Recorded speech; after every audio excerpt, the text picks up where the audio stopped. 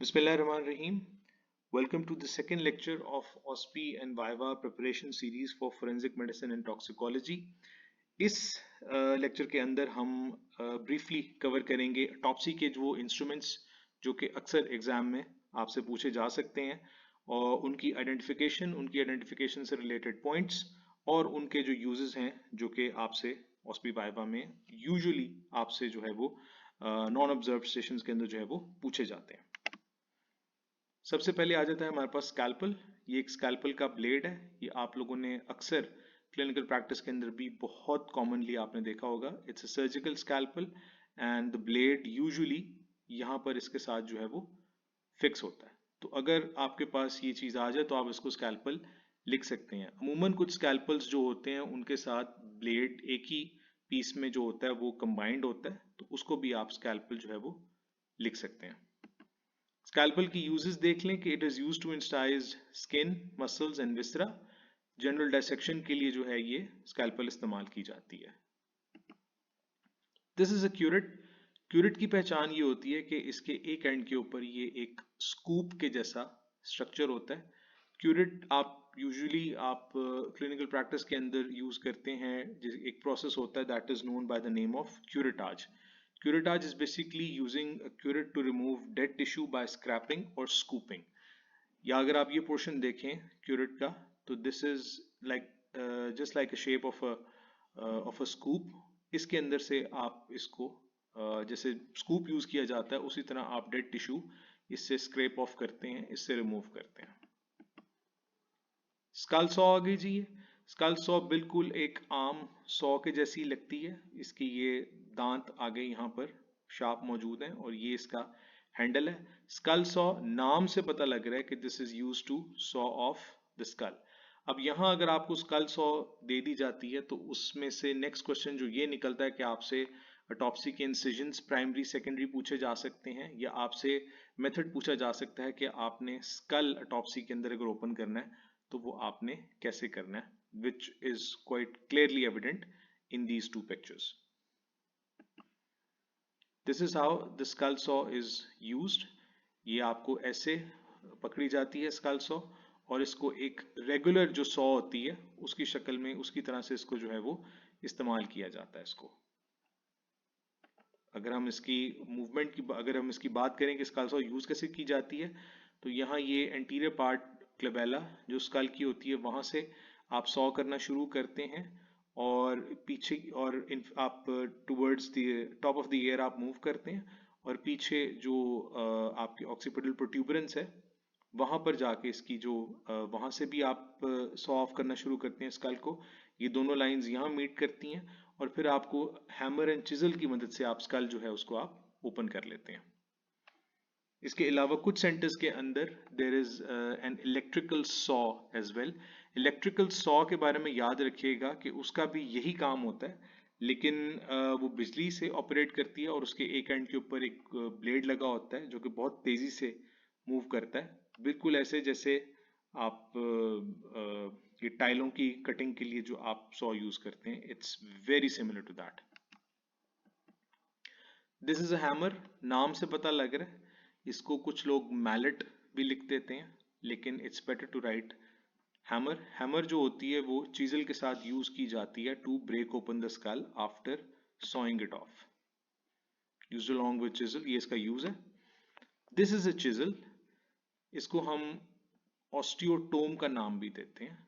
Osteo means that is it's related to bones and tome चूंकि ये एक instrument है so this is use to break open bones. इसको हम chisel भी कहते हैं। अगर आप इसको ऑस्टियोटोम लिखते हैं तो भी ठीक है, चिजल लिख दें तो भी आपको इसके मार्क्स मिल जाते हैं इसके। This is used alongside a hammer to break open the skull. ये आप देख सकते हैं पीछे हैमर है और ये आगे चिजल है। इस चिजल को हैमर से स्ट्राइक किया जाता है और ये स्कल को ओपन करने के काम आती है।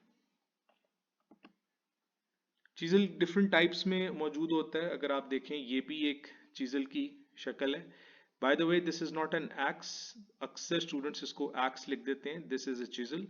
इसकी ये जो साइड है ये इट्स ब्लंट और ये जो स्कल की ओपनिंग होती है वहां पर इसको रख के पीछे इस एरिया के ऊपर हैमर को स्ट्राइक किया जाता है to break open the skull. ये भी चीजल की कुछ टाइप्स हैं यहाँ पे, इनको भी आप ऑस्टियोटोम या आप चीजल लिख सकते हैं। See this is the use of that second chisel जो मैंने आपको शो की थी, इसके ऊपर आप हैमर से स्ट्राइक कर रहे हैं to break open the skull cap. These are known as dissecting scissors, इनको हम एंटेरोटोम का नाम भी देते होते हैं। डायसेक्टिंग सिजर्स को अगर आप थोड़ा सा गौर से देखें तो इसका जो ये वाला ऊपर वाला इसका ब्लेड है ये थोड़ा सा एक तो टेढ़ा है, और अगर आप इस पॉइंट को देखें तो ये थोड़ा सा फ्लैट है। ये जो इसकी पॉइंट होता है, ये जो इसका पोर्शन होता है, this goes inside the human body and this goes beneath the skin, जबकि ये ऊपर वाला हिस्सा जो होता है इसको कैंची की तरह चलाया जाता है, और ये इसको स्किन के नीचे रख के इसको कट करते हुए ये आपको डायसेक्शन करके देती है। This is usually use for blunt dissection of bowel loops. इसको आपने याद कैसे रखना है कि इस सिजर्स के अंदर ये वाला जो पोर्शन है दिस इज फ्लैट। नेक्स्ट आ जाते हैं जी हमारे पास सूचन नीडल्स। ये आम जो आपको सुई धागा जैसे वो होता है स्टिच करने के लिए, उससे काफी हद तक ये इसकी रिजेम्बलेंस है, बस ये कर्व्ड होती है एक तो, और आपको इसका एक एंड शार्प मिलेगा और एक एंड में यहाँ पर एक लूप सा बना होगा जिसमें से जो आपका सूचर होता है वो पास करता है। ये एक और सूचर नीडल है जिसको हम हैगिडोन्स या हैजिडोन्स नीडल बोलते हैं। ये इससे डायमेंशंस में थोड़ी सी बड़ी होती है, मोटी होती है, और इसका भी जो साइज होता है वो इससे काफी बड़ा होता है, लेकिन ये रिलेटिवली स्ट्रेट है और इसके यहाँ पर भी एक लूप बना हुआ है जिसमें से आपका सूचर मटेरियल पास करता है। This is used to sew back human body after the completion of autopsy. जैसे कि सब लोगों को पता है कि ऑटोप्सी के बाद आप बॉडी को एक बेस्ट पॉसिबल प्रेजेंटेबल कंडीशन में स्टिच करके वापस आप पुलिस के हवाले करते हैं। This is a suture thread. यहाँ पर आप देख सकते हैं ये सूचर नीडल के साथ जो है वो इसको टाई किया गया है और इसको यूज किया जाता है बॉडी को वापस स्टिच बैक करने के लिए। This is a clamp. Clamp आपको ज्यादातर जो है वो सर्जरीज के अंदर जो है वो आपको देखने में मिलता है, और इसका फायदा ये होता है कि this is use to grip tissues, और ये बिल्कुल सीजर्स की तरह ही आप इसको ग्रिप करते हैं, और ये इसका लॉक है जहां पे आप इसको फिट कर देते हैं। It's used to hold tissues in place while performing dissection. These are dissecting forceps. इसको अगर आप सिंपल forcep भी लिख दें तो भी ठीक है। इसको प्लीज tweezers मत लिखिएगा because that's a highly unscientific term and that's not the correct answer अगर आपसे ये पूछा जाए कि ये इंस्ट्रूमेंट है क्या। So these are dissecting forceps, या आप इसको अगर forceps भी लिख दें तो भी आपको मार्क्स मिल जाते हैं इसके। It's used to hold certain portion of the tissue while performing dissection in the autopsy. This is a cartilage knife. अच्छा, कार्टिलेज नाइफ के बारे में याद रखिएगा कि ये डायमेंशंस में काफी बड़ा होता है, और इसके जो ये एजेस होते हैं दे आर नॉट शार्प। इस चीज का ख्याल कीजिएगा कि इसके एजेस ब्लंट होते हैं। ये पॉइंट इसका लाजमी होता है but the edges are not sharp, they are blunt and it's quite big in size. Cartilage knife basically cartilaginous structures को काटने के काम आता है। बिलखसूस अगर जॉइंट की डायसेक्शन करनी है तो वहां पर जो मिनिस्कस मौजूद होती है, जो दोनों जॉइंट्स के दरमियान होती है, टेंडन्स को डायसेक्ट करने के काम आता है। This is a brain knife. Brain knife again it's very large, और ब्रेन नाइफ का साइज और जो आपका ये कार्टिलेज नाइफ है मोर और लेस तकरीबन एक जितना ही होता है। ब्रेन नाइफ का भी ये याद रखें कि इसकी जो ये एज है this is not sharp, it's slightly it's blunt, relatively blunt, and this is used to make sections of the brain when performing autopsy of the brain. अगर हम साइज को थोड़ा सा कंपेयर कर लें तो ये जो आपको रेड में लिखा हुआ है this is a brain knife, ठीक है, this is a cartilage knife. ये एक स्कैल्पल यहाँ पे दिया हुआ है, ये भी डिफरेंट स्कैल्पल्स हैं, ये बगैर ब्लेड के, और ये एक प्री फोर्ज्ड स्कैल्पल जिसको कहते हैं कि जिसके अंदर ब्लेड पहले लगा होता है, ये भी एक उसी तरह का स्कैल्पल है। ये एक स्केल है आपके पास यहाँ पे, और आप इन दोनों पिक्चर्स को कंपेयर करके इनके साइज को आप देख सकते हैं।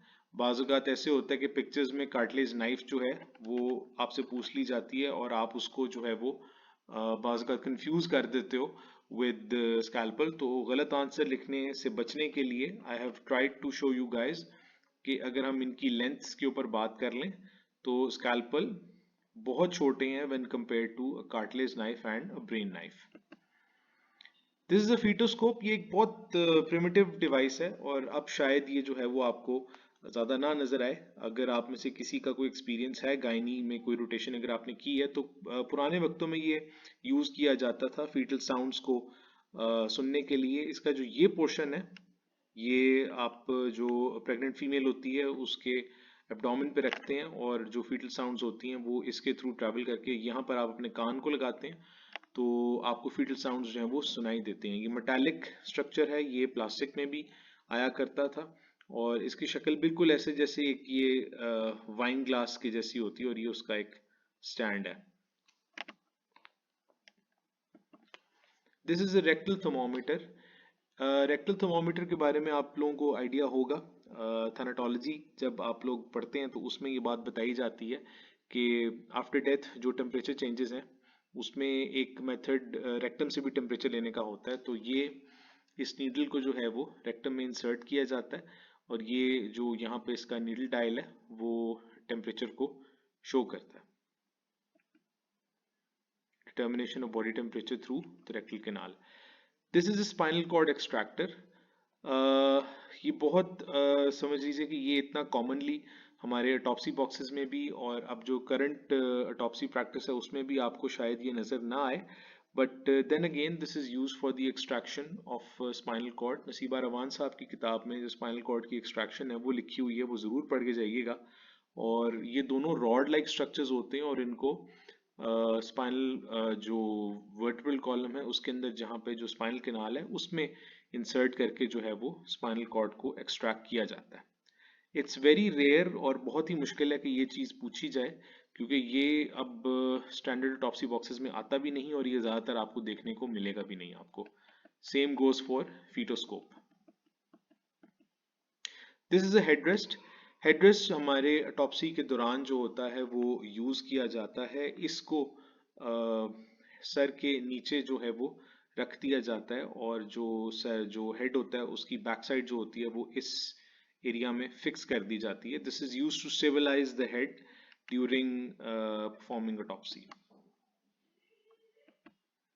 This is a skull coronet. Skull coronet भी आपको शायद जो बहुत सारे ऑटोप्सी सेट्स हैं उनमें भी नज़र ना आए और ये बहुत रेयर है कि आपको ये किसी म्यूजियम में भी आपको पड़ा मिला हो। जो सरकारी कॉलेजेस हैं जो पुराने एस्टैब्लिश हैं वहाँ पर स्कल कोरोनेट और स्पाइनल कॉर्ड एक्सट्रैक्टर जैसी चीज़ें जो है वो आपको मिलने का चांस ज़्यादा है क्योंकि ये काफ़ी पुराने इंस्ट्रूमेंट्स हैं और अब इनको जो है वो इतना ज़्यादा प्रेफर भी नहीं किया जाता। Skull coronet again is use to stabilise the skull while performing autopsy. It prevents unnecessary traction of the head.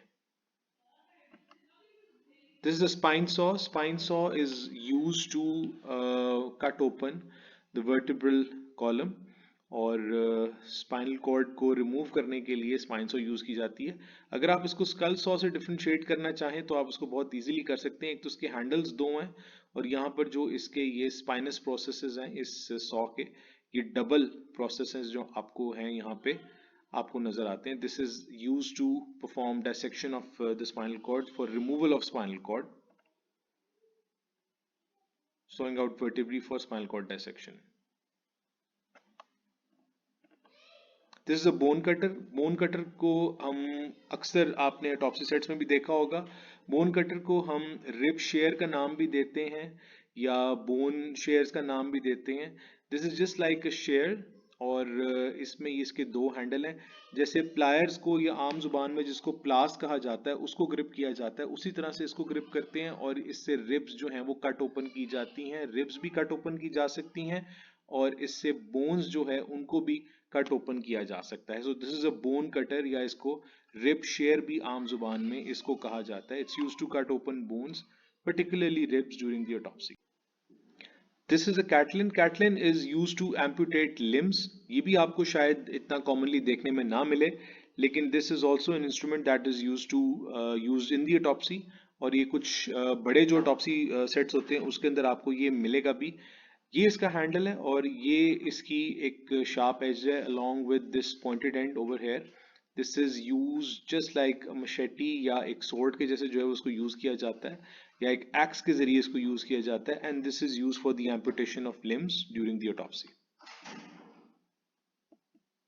This is a blow pipe. Blow pipe भी आपको अब ऑटोप्सी सेट्स में शायद आपको ना मिले, क्योंकि blow pipe basically this is use to blow air into certain vessels, और ब्लो एयर वेसल्स में इसलिए की जाती है जस्ट टू सी के इसके अंदर किसी किस्म की कोई थ्रोम्बस फॉर्मेशन या कोई एम्बुलस तो इसके अंदर जो है वो मौजूद नहीं है, तो उसको ब्लो आउट करके जो है वो देखा जाता है।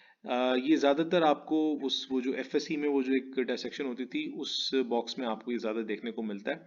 This is again a primitive instrument, और ये बहुत रेयर है कि आपको जो नए कॉलेजेस हैं या जो नए म्यूजियम्स हैं वहाँ पे आपको ये देखने को मिले।